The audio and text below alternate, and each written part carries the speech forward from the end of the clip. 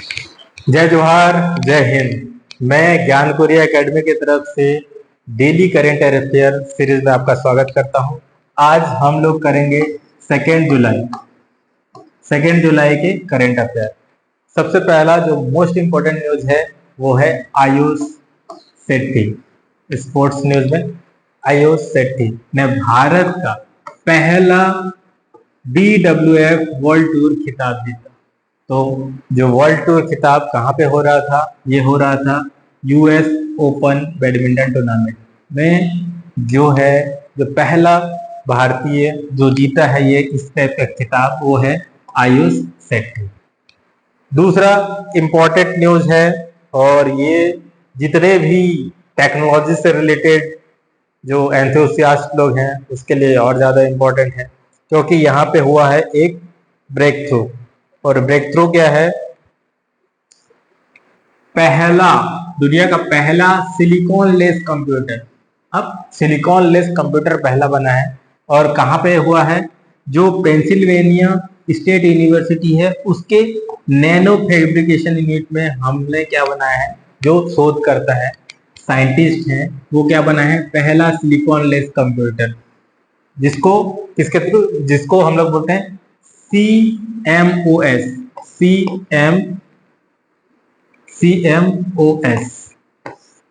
ठीक तरीके से, जैसा कि हम लोग को पता है कि जो कंप्यूटर है, कंप्यूटर किससे चलता है? कंप्यूटर चलता है चिप से।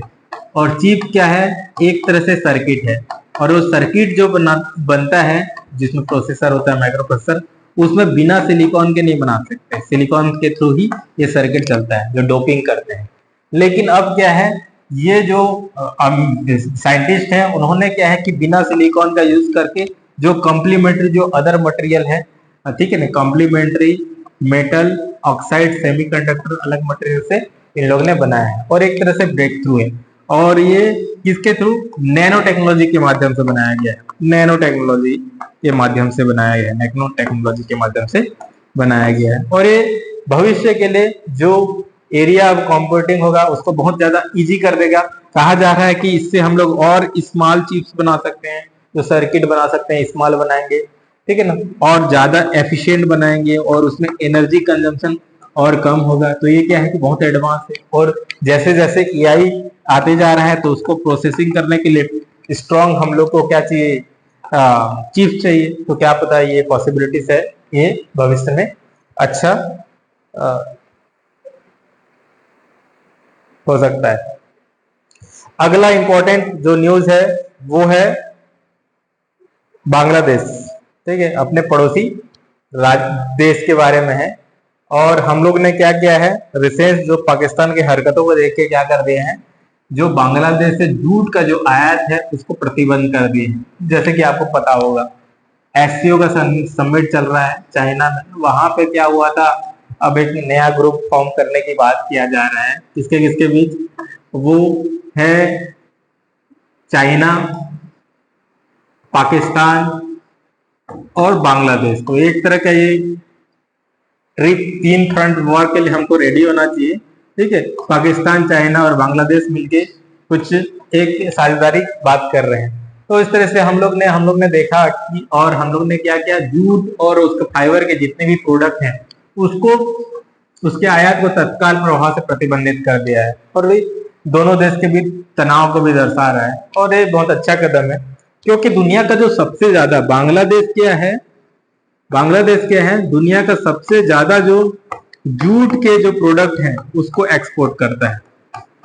ठीक है, इससे क्या है कि उनके एक्सपोर्ट को हर्ट होगा, उनका इंटरेस्ट को हर्ट होगा। लेकिन अगर बात किया जाए कि जूट का जो प्रोडक्शन है, सबसे ज्यादा जो जूट का जो रॉ मटेरियल का जो प्रोडक्शन कौन सा देश करता है, वो करता है हमारा प्यारा भारत करता है, और वो भी वेस्ट बंगाल का स्टेट। बट दुर्भाग्य कि यहाँ पे एक चीज और देखें कि अगर इंडस्ट्री क्या है, हमारे पास उतना है क्या? इंडस्ट्री जो मोस्टली था वो क्या था, इंडिपेंडेंट के बाद ढाका में सबसे ज्यादा इंडस्ट्री था जूट का। तो वो कहाँ चले गया? पूर्वी पाकिस्तान में चले गया, और अब बांग्लादेश के पास चले गया। तो इंडस्ट्री सबसे ज्यादा तगड़ा इंडस्ट्री कहाँ पे?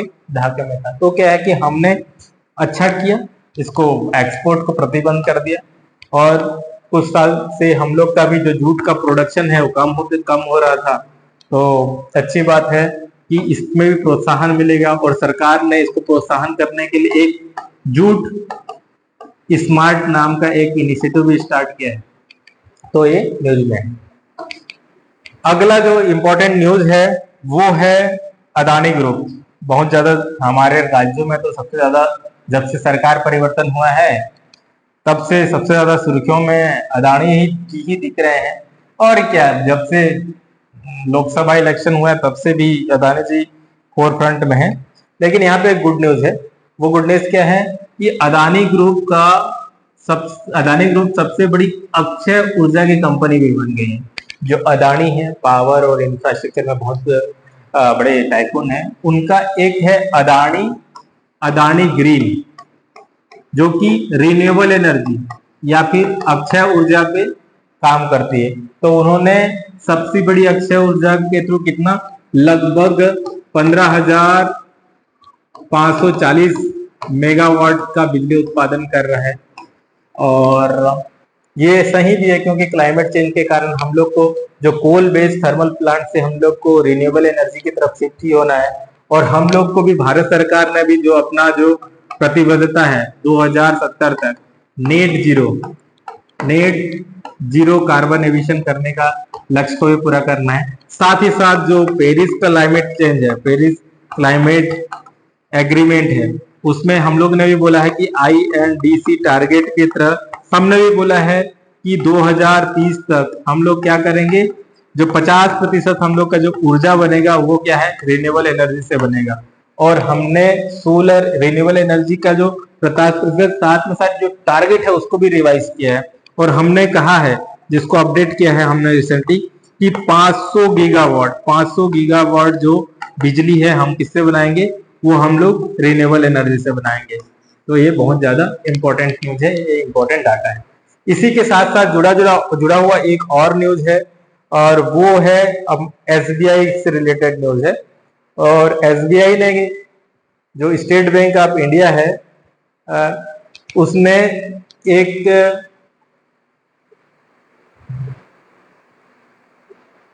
उसने 2027 तक इन्होंने भी जो नेट जीरो कार्बन के लिए प्रतिबद्धता के थ्रू जो स्टेट बैंक ऑफ इंडिया है, वो उसने भी 2027 तक कहा है कि एक ऐसा योजना लेके आ रहे हैं जिसमें 40 लाख, ठीक है, घरों में क्या बनाएंगे, सोलर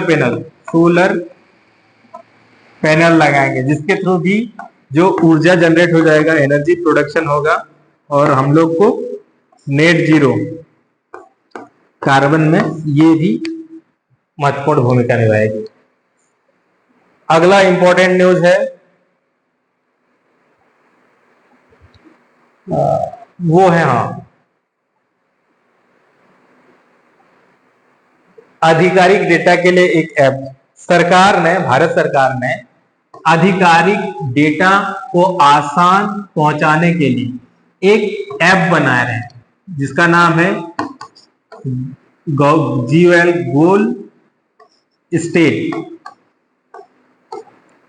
स्टेट्स, ठीक है। एक ऐप है जिसमें डैशबोर्ड रहेगा, जिस डैशबोर्ड में क्या है कि जो GDP है, आपका इन्फ्लेशन है, महंगाई कितना है, आपका और रोजगार कितना है, एम्प्लॉयमेंट कितना है, वो पूरे आंकड़ा रहेंगी। और ये बहुत ही अच्छा मूव है। इसके कारण क्या है कि सिस्टम में थोड़ा सा ट्रांसपेरेंसी आएगी, क्योंकि आज जान रहे हो मिस इन्फॉर्मेशन का जमाना है, जिसमें क्या है कि फर्जी डाटा को लाइक, सब्सक्राइब और शेयर करते जा रहे हैं, हमको पता भी नहीं रहता है, और ये गलत मिसलीडिंग इंफॉर्मेशन देता है, मैनिपुलेशन, नया प्रोपेगेंडा और क्या बोलते हैं, तो ये जन्म देता है, जो कि एक बोल सकते हो कि जो मिस इन्फॉर्मेशन है, क्या है कि गलत संदेश देता है, और जो सिटीजन इतना अवेयर भी नहीं हो पाते, जबकि पता रहना चाहिए डाटा किस टाइप का है। तो इसके लिए बहुत अच्छा मूव है सरकार के द्वारा, और ऑथेंटिक डाटा अगर हमको सबको मिलेगा तो उसके थ्रू एक अच्छे से सार्थक तरीके से हम लोग डिस्कशन कर सकते हैं, मीडिया से लेके हर जगह पे। अगला इंपॉर्टेंट न्यूज है वो है जो military institute of technology Pune के नया कमांडेंट नियुक्त किया गया है। ठीक है, तो भारतीय नौसेना के वरिष्ठ अधिकारी एडमिरल गणपति जी को जो मिलिट्री इंस्टीट्यूट ऑफ टेक्नोलॉजी के नया कमांडेंट घोषित किया गया है। तो पर्सन की न्यूज में एनडीए वगैरह एग्जाम के लिए बहुत ज्यादा इंपॉर्टेंट हो जाता है। ठीक, अगला इंपॉर्टेंट न्यूज है वो है भारत और आसियान का क्रूज वार्ता। तो पहली आसियान और भारत का क्रूज वार्ता जिसका मेजबानी भारत करेगा, और वो कहाँ पे, चेन्नई में भारत करने वाला मेजबानी। और इसमें क्या है कि आसियान और भारत के में क्रूज पर्यटन और समुद्री साझेदारी की चर्चा होगी। तो अगर आप देखें तो आपको पता चलेगा कि जो एशियन कंट्री है, एशियन कंट्री कहाँ पे है, एशियन कंट्री है वो है साउथ ईस्ट एशिया में। ठीक है ना, ठीक है, दक्षिण पूर्व एशिया में जो है, जिसमें लगभग 10 कंट्री आते हैं, 10 कंट्री आते हैं, जिसमें म्यांमार से, भारत के यहाँ से म्यांमार से Laos, Cambodia, Vietnam, Singapore, Indonesia, Malaysia, Brunei, Philippines, ये कंट्रीज आते हैं। तो ये कंट्री के साथ भारत क्या है कि समुद्री साझेदारी को अच्छा बढ़ाना चाहता है। तो उसके लिए जो क्रूज है, क्रूज पर्यटन को बढ़ावा देने के लिए बातचीत कर रहा है। और ये जगह बहुत ज्यादा इंपॉर्टेंट भी है साउथ ईस्ट एशिया, क्योंकि कहा जा रहा है कि जो अगला जो जियो स्ट्रेटेजिक जो स्पेस है जहाँ पे लड़ाई हो रहा है होगा, ठीक है ना, अमेरिका और चाइना का है, वो जो एरिया जिसको बोला जा रहा है वो है इंडो पैसिफिक। मतलब क्या है कि ये भारत से ले इधर इंडियन ओशन और इधर पैसिफिक ओशन। और इसके लिए इस जगह को संरक्षण करने के लिए एक नियम तय के तरीके से यहाँ पे इंफ्रास्ट्रक्चर तैयार करने के लिए एक संस्था भी बनाया गया है, जिसको हम लोग क्या बोलते हैं, क्वाड बोला जाता है। इस संस्था को क्या बोला जाता है, क्वाड। जो इंडो पैसिफिक जो एरिया है उसको फ्री करके रखने के लिए, उसको ओपन करके रखने के लिए, उसको इंक्लूसिव बनाने के लिए 4 कंट्री मिले हैं। और वो 4 कंट्री कौन कौन से हैं, जिसको हम लोग क्वाड बोलते हैं, वो है अपना प्यारा भारत, इंडिया, और क्या बोलते हैं यूएसए, जापान और ऑस्ट्रेलिया। तो क्वाड, इसको क्वाड बोलते हैं। और इसी के अराउंड जो नेक्स्ट न्यूज है, पहला क्वाड ऑब्जर्वेशन मिशन शुरुआत किया गया है, जिसमें क्या करेंगे, जो इंडो पैसिफिक जो जगह बताया, जो इंडियन ओशन और पैसिफिक ओशन के बीच का जो जगह है, उसमें क्या करेंगे, समुद्रिक जो कोऑर्डिनेशन है वो किया जाएगा, समुद्रिक समन्वय किया जाएगा। ठीक है, तो ये न्यूज में था। नेक्स्ट न्यूज है, और नेक्स्ट न्यूज है ये है related to astro tourism festival. तो भारत का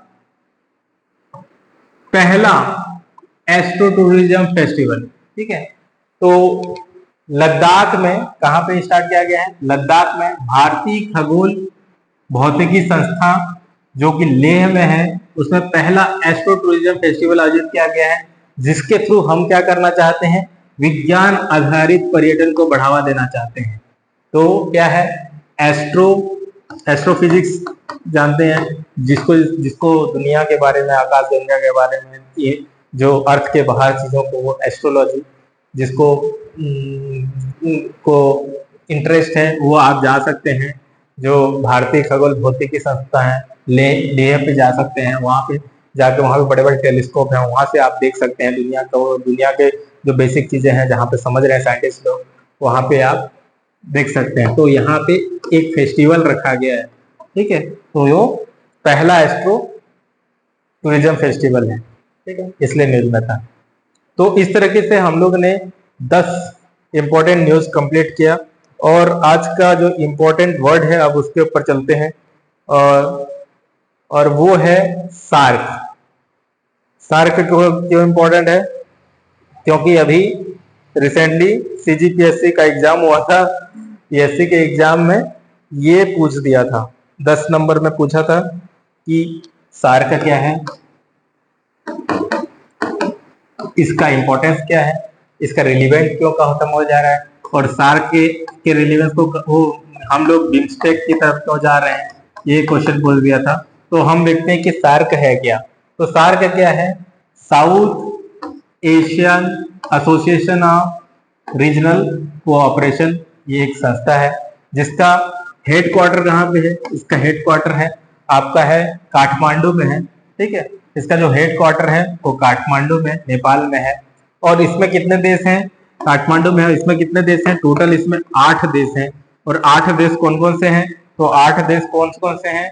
तो एक तो अपना प्यारा भारत है, उसके बाद कौन सा है? ये पाकिस्तान है, फिर नेपाल है, फिर भूटान है, फिर बांग्लादेश है, श्रीलंका है,